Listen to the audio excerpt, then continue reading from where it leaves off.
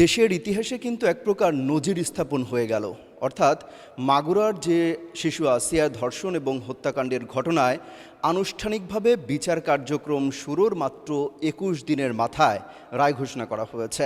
সেখানে প্রধান আসামি হিটু শেখ তাকে কিন্তু মৃত্যুদণ্ড দেওয়া হয়েছে এবং একই সাথে অভিযুক্ত আরও যে ৩ জন ছিলেন তাদেরকে বেকসুর খালাস দেওয়া হয়েছে। সেখানে বলা হচ্ছে যে এই হত্যাকাণ্ডের সঙ্গে কিন্তু একাই জড়িত ছিল ওই হিটু শেখ, যে ধর্ষণ করেছে। পুরো দেশবাসীর বিবেক কিন্তু নাড়িয়ে দিয়েছিল এই একটি ঘটনাকে। এক শিশু আসিয়াকে যেভাবে ধর্ষণ করা হয়েছে, তার উপরে যে পাশবিক নির্যাতন চালানো হয়েছে, সেটা পুরো দেশবাসীর বিবেককে কিন্তু নাড়িয়ে দিয়েছিল।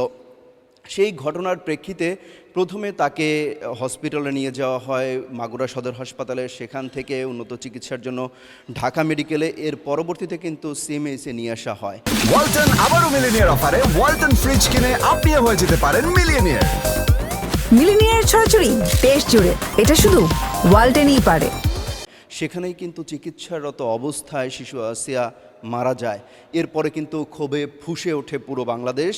প্রত্যেকটা শিক্ষা প্রতিষ্ঠানে কিন্তু আন্দোলন শুরু হয় যে দ্রুত এই হত্যাকাণ্ডের বিচার চলতে হবে।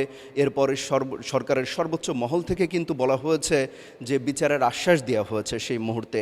এরপরে কিন্তু আমরা দেখতে পেলাম ওই ঘটনার মাত্র ২ মাস ১১ দিনের মাথায় এই বিচার কাজ কিন্তু আনুষ্ঠানিকভাবে রায় ঘোষণা করা হয়েছে।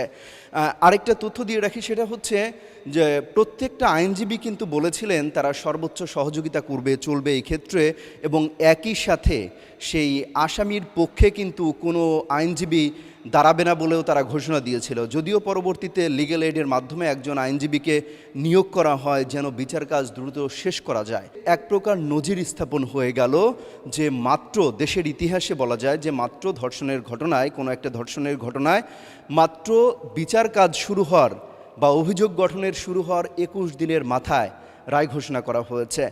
এই রায় কিন্তু তাৎক্ষণিক প্রতিক্রিয়া দেখিয়েছেন ওই হিটু শেখ। তিনি বলেছেন যে, বা তার পরিবার বলেছে তারা কিন্তু এই রায়ে সন্তুষ্ট না, তারা এই রায়ে আপিল করবে। এবং একই সাথে বারবার কিন্তু সেই হিটু শেখ বলছিল তিনি নির্দোষ।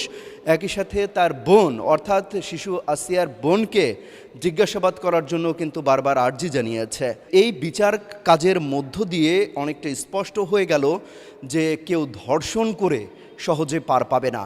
যে নজির আজকে এই ধর্ষণ এবং হত্যাকাণ্ডের ঘটনায় নজির স্থাপন হয়েছে, অনেকেই বলছেন এটা যদি অব্যাহত থাকে এবং এই বিচার কাজ যে দ্রুততার সাথে শেষ হয়েছে, প্রত্যেকটা ধর্ষণের ঘটনায় যদি এই ধরনের বিচার কাজ এতটা গুরুত্ব পায় এবং বিচার কাজ এভাবেই শেষ হয়, তাহলে কিন্তু দেশে ধর্ষণের ঘটনা কমে আসবে।